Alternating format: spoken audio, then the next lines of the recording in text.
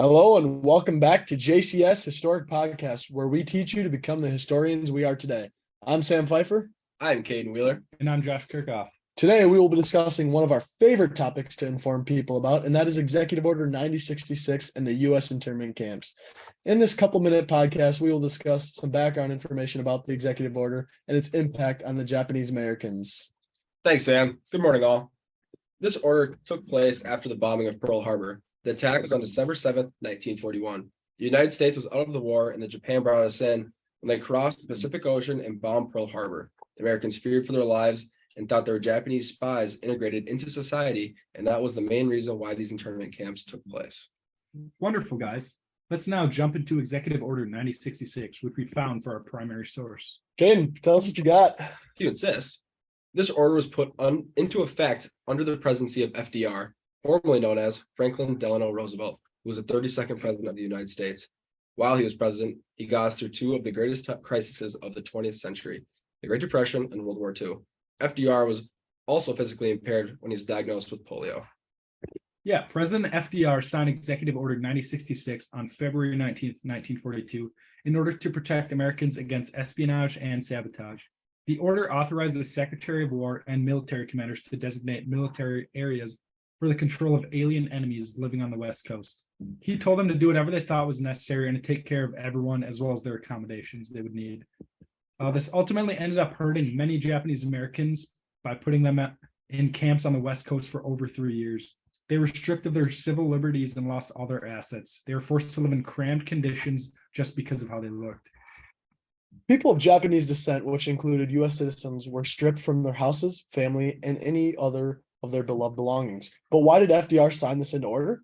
Well, FDR was under pressure because of an attack on Pearl Harbor, and he needed to act fast. So he decided to go with Executive Order 9066. As well, there was a great deal of fear and anxiety about the potential attack by Japanese Americans who were clearly being seen as a threat. Many Americans also believe that Japanese Americans, regardless of their citizenship or loyalty to the U.S., could potentially aid the Japanese war effort. After looking back at Executive Order 9066, this was a terrible violation of the men and women's civil rights. Now that we've discussed the primary source, let's take a deeper look and look at some secondary sources that we found to provide you guys with some additional context and perspectives on this issue. Go ahead, Caden. Thanks, Sam. My secondary source talks about how the Executive Order 9066 was the start of the course of action for these internment camps. It talks about how the order sectioned off military exclusion zones for the camps to be put in.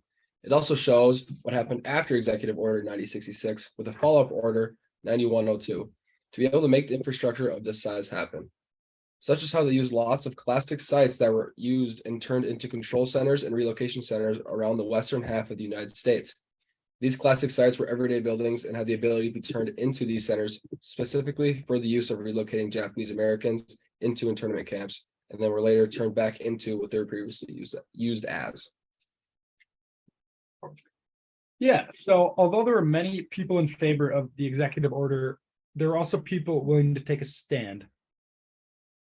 Ralph Carr, the governor of Colorado at the time, stood up to Executive Order 9066. He was known for his progressive policies and his defense of civil liberties during World War II when he spoke out against the forced relocation of Japanese Americans to the internment camps.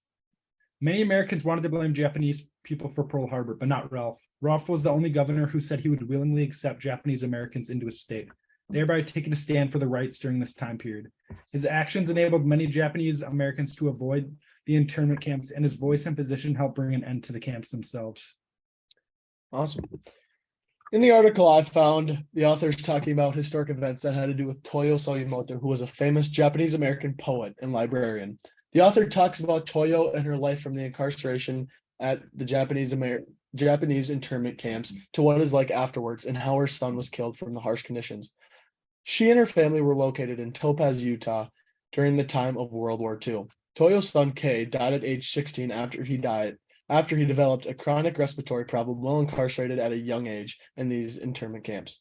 While all the survivors had their chance to meet and discuss their frustrations and recall how their hardships were connected to the natural world, Toyo and many others tied their suffering to the unforgiving environmental conditions that they faced while at the camp.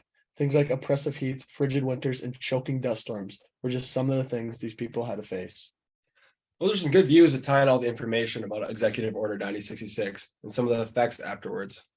Yeah, so as you guys can see, Executive Order 9066 was based solely on the intent of putting a certain race in a confined space for what the United States thought was the right thing to do. As we all can see now, it was very harsh and absolutely the wrong move. The US government realized this mistake they made and gave reparations of $20,000 due to the Civil Liberties Act of 1988 to any living descendants of this tragedy. We hope we informed you today on not only what caused the Japanese internment camps, but how it all started with the Executive Order 9066. Thank you and see you, all of you fellow historians later.